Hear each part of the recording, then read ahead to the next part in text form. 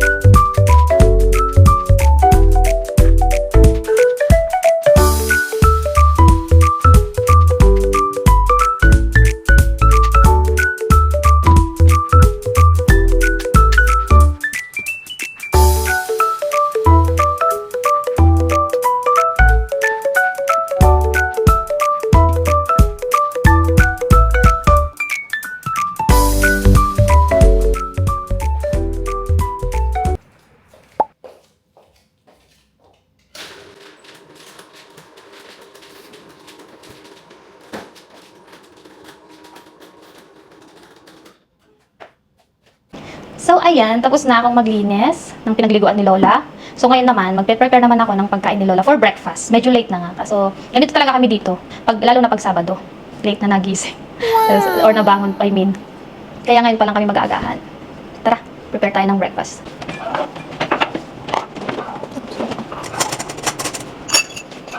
Ito ang usually agahan ni Lola. Ayan, prunes.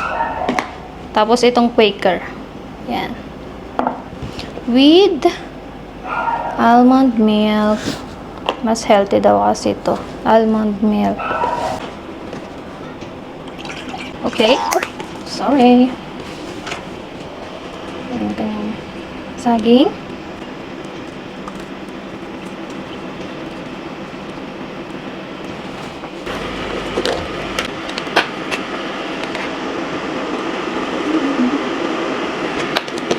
At ito naman ang lagi kong iniinom before breakfast. Yan, every morning before breakfast, iniinom ko siya. Macchiato. Lux Cafe Macchiato. Yan.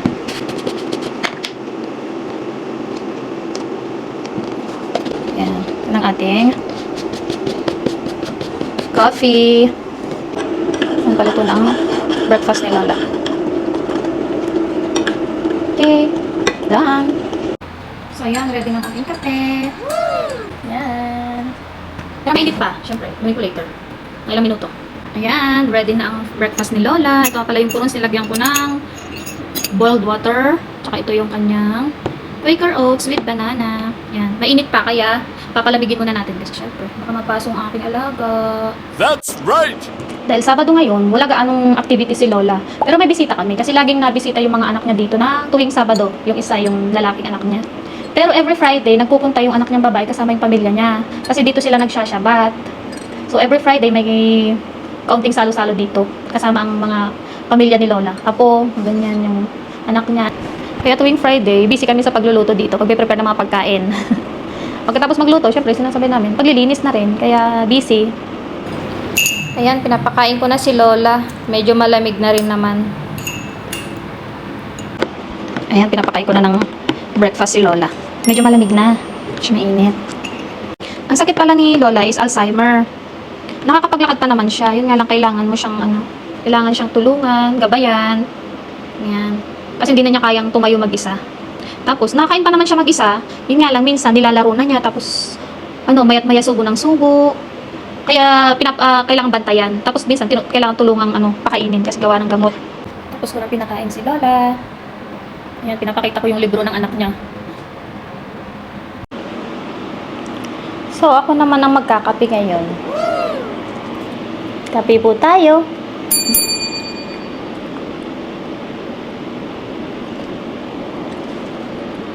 At dahil wala gaanong activities si Lola ngayon, maglalaba muna ako.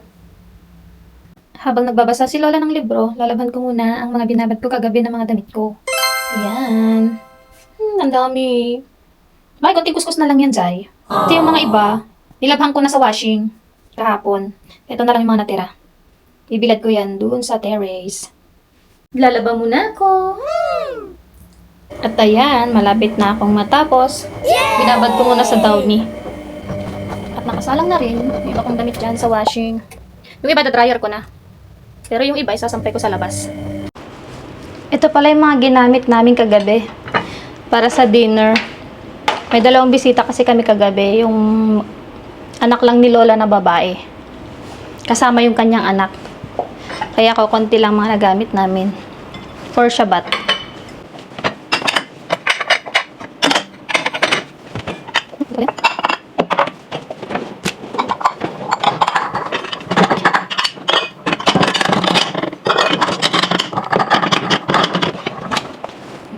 Ayan, may time na marami kaming bisita. Pero kagabi, dadalawa lang sila. So, kaya konti lang ang nagamit naming mga plato. Magluluto naman ako ngayon ng aking agahan. Agahan tsaka tanghalian pala. Ayan, binabad na pork chop. Wow. Kanin. Luluto muna ako ng breakfast. At niready ko na rin pala ang pagkain ni Lola for lunch. Ayan. Tofu, mushroom, green peas, kiswim o zucchini. Ayan, ang kanyang lunch for today.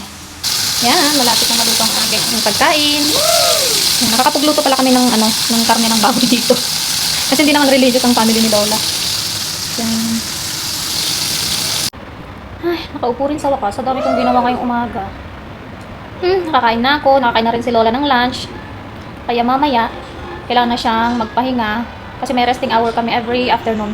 2 hours. Every day. Pero paminsan-minsan, more than 2 hours pa ang aming pahinga. At yan, nanonood muna kami ng TV. Kasi, halos kakakain lang niya. So, mamaya pa yan ipapahiga. Ay, nakapagpahinga din sa wakas. At mamaya ay wala nang gaano gagawin. Sige, pwede muna tayo. Kinabit ko na rin pala yung gagamitin kong belt mamaya para sa pagpapahiga kay Lola. Ayan. Yan, ilagay ko na sa kanyang likod. Pinaka-belt. Ay, gagalit siya, day. Ayan, ipapahiga ko na si Lola. At dadala ko na siya sa kanyang kwarto.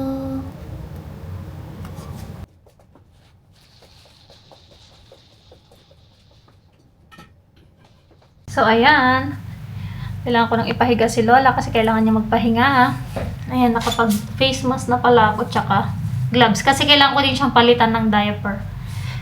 Ayun pala yung ginagamit naming lifter para maipatayo si Lola. Mailipat siya sa dito sa May lipat siya dun sa kama, galing dito sa wheelchair. Itong ginagamit namin pag nasa day off ang isa sa amin. Pag-iisa lang nagbabantay. Yan.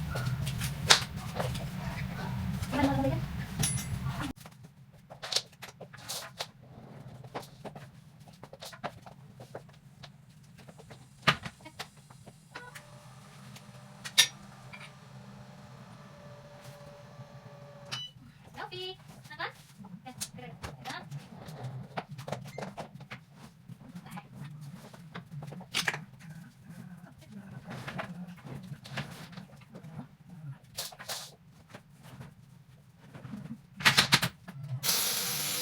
Okay, kasi kain na. Kain na to, Bubi! Kain na to!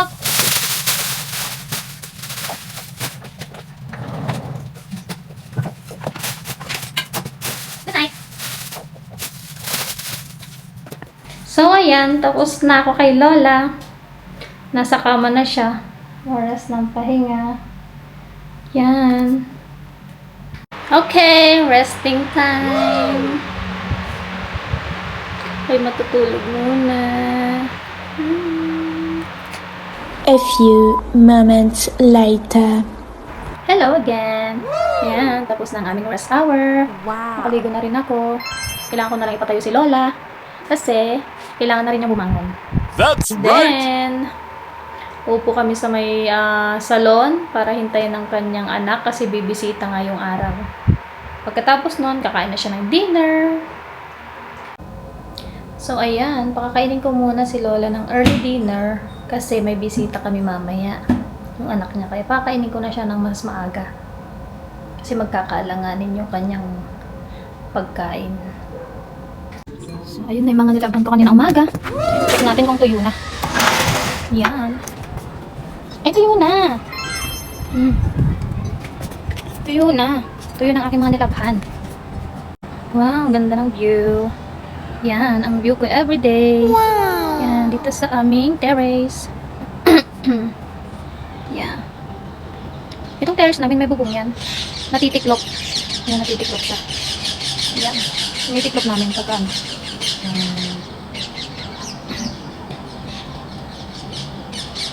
Yan, ang ganda. Aming view. Yung bra ko, Diyos ko. Ikita.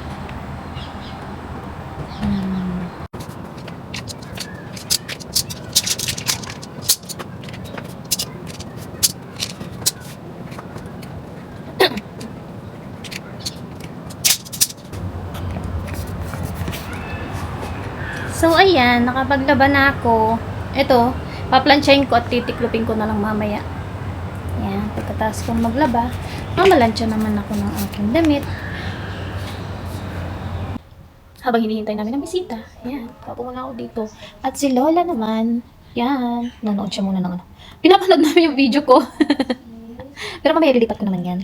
Yan, iba kami naghihintay. Kasi mga alas 7 na. 7 kasi ang sabi niya punta niya dito. At pagkaalis ng bisita namin, saka namin ipapahiga si Lola kasi nakakain naman na siya ng dinner. Kasama ko magpapahiga pala kay Lola, yung reliever namin pupunta dito. Yung reliever namin pupunta siya dito ng every morning and evening. Pag nasa day of ang isa sa amin. Yan. Ano pa ako? Mami.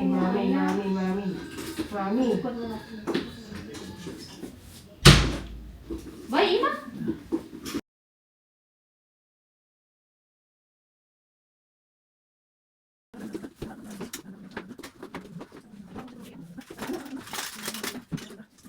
So, yan. It's already 8:19 in the evening here in Israel. Tapos na ang ating trabaho maghapon. Natapos ko na lahat ang mga trabaho ko maghapon kay Lola. Kaya, bukas ulit. Pero, mamamalansya pa pala ako. Yan, mamamalansya muna ako ng mga nilabang ko. Tapos yung mga nakadryer ko doon, kukunin ko muna tapos itutupihin. And then, finish! Yay! Tapos na. Sana maaga akong makatulog ngayon para may lakas ulit bukas. Oh yes. Tomorrow is another day. That's right! So, ayan, natatapos na ang ating a day in my life as a caregiver. So, mag-iisip uli ako kung anong mga gagawin kong video for for the next vlogger yan. So, ayan. See you on my next video. Bye!